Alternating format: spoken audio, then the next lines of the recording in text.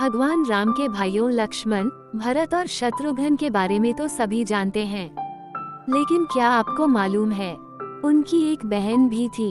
अब आप सोच रहे होंगे कि अगर भगवान राम की बहन थी तो रामायण में कहीं उनका जिक्र क्यों नहीं मिलता है।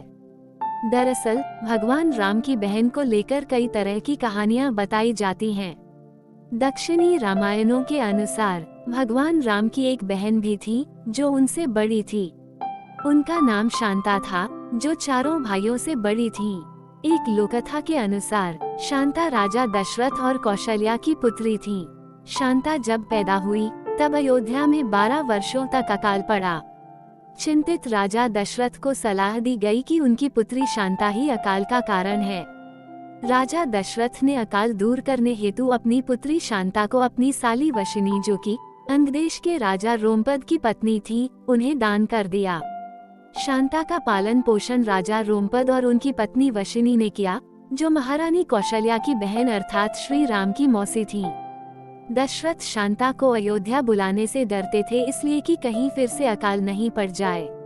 रोमपद और उनकी पत्नी वशिनी ने शांता का विवाह महर्षि विभांडिक के पुत्र श्रृंगी ऋषि से कर दिया।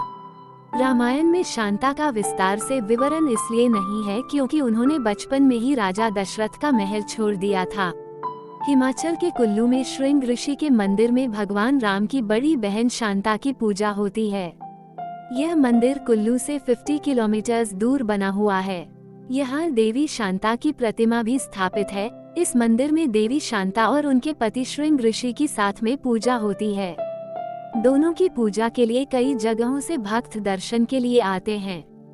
शांता देवी के इस मंदिर में जो भी भक्त देवी शांता और श्रृंग ऋषि की सच्चे मन से पूजा करता है, उसे भगवान राम का आशीर्वाद प्राप्त होता है।